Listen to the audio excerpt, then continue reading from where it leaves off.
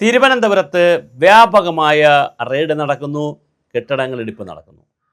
ഒന്ന് മേയർ നേരിട്ട് തന്നെയാണ് ചെയ്യുന്നത്, മറ്റൊന്ന് പോലീസിൻ്റെ ഭാഗമായിട്ടാണ്. ഇന്നലെയും മിനിങ്ങാന്നൊക്കെ 60ഓളം തട്ടുകടകളെയാണ് പിടിച്ചിട്ടുള്ളത്. 60ഓളം തട്ടുകടകളെ പിടിച്ചു എന്ന് പറയുമ്പോൾ വളരെ കൃത്യമായി റോഡിൻ്റെ സൈഡിലിരിക്കുന്ന തട്ടുകടകളാണ്. പാളയം, കേശവദാസപുരം, വഴുതക്കാട്, ഉള്ളൂർ, പിന്നെ മെഡിക്കൽ കോളേജിൻ്റെ അവിടെ, അങ്ങനെ തുടങ്ങി തിരുവനന്തപുരം നഗരത്തിൻ്റെ വിവിധ ഭാഗങ്ങളിലുള്ള 60ഓളം തട്ടുകടകളെയാണ് ഇന്നലെ നിർത്തലാക്കിച്ചത് പോലീസ്. അതുപോലെ തന്നെ അനധികൃതമായ കെട്ടിടങ്ങൾ വ്യാപകമായി വരുന്നു എന്നുള്ളതിൻ്റെ പരാതിയുടെ പുറത്ത് മേയർ തന്നെ നേരിട്ടിറങ്ങി കെട്ടിടങ്ങൾ പൊളിക്കുന്നു എന്ന് മാത്രമല്ല, എത്ര കൊല കൊമ്പനായാലും പൊളിച്ചിരിക്കും എന്നുള്ള നിലയിൽ പ്രസ്താവന നടത്തി. അവിടെ സെക്രട്ടറി പോകുന്നു, മേയർ പോകുന്നു, സെക്രട്ടറി പോകുന്നു, ഡെപ്യൂട്ടി മേയർ പോകുന്നു, സ്റ്റാൻഡിംഗ് കമ്മിറ്റി ചെയർമാൻമാർ പോകുന്നു.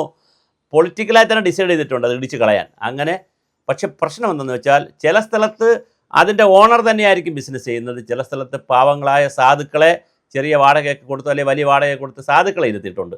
അവരുടെ കാര്യവും കഷ്ടമാണ്. അപ്പോൾ ഇതിനകത്തൊരു റീഹാബിലിറ്റേഷൻ പാക്കേജ് തീർച്ചയായിട്ടും ആലോചിക്കണം മേയർ. അതുപോലെ തട്ടുകടകളെ നശിപ്പിക്കുമ്പോൾ ഒരു കാര്യം വളരെ പ്രധാനമാണ്.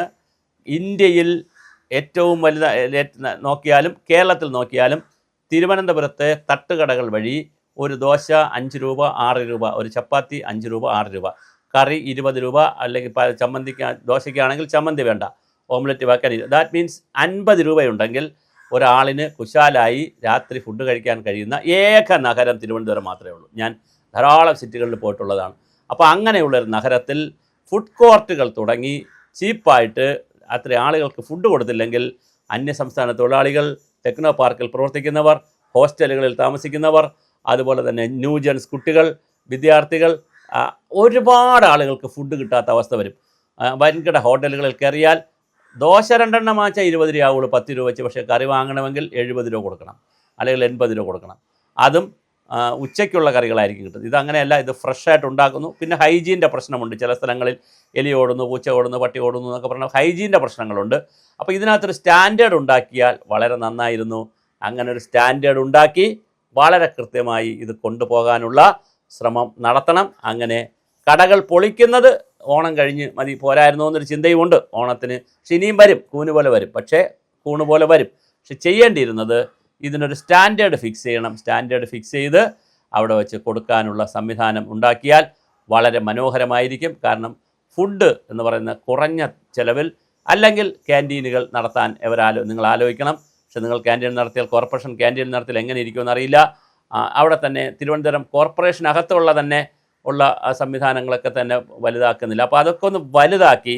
ഇപ്പോൾ കേശവദാസപുരത്ത് നിങ്ങൾക്ക് ട്രിഡയുടെ കോംപ്ലക്സ് ഉണ്ട്, പിന്നെ പാളയത്ത് സാഫല്യം കോംപ്ലക്സ് ഉണ്ട്, ഇങ്ങനെ ഒത്തിരി സംവിധാനങ്ങളുണ്ട്. അപ്പോൾ അവിടെ നല്ല ഫുഡ് കോർട്ടുകൾ തുടങ്ങി, ലോകത്തെല്ലാ രാജ്യങ്ങളിലുമുണ്ട് നല്ല ഫുഡ് കോർട്ടുകൾ തുടങ്ങി ആളുകൾക്ക് കുറഞ്ഞ ചിലവിൽ ഭക്ഷണം കൊടുക്കാനുള്ള സംവിധാനം കോർപ്പറേഷൻ ആലോചിക്കണം.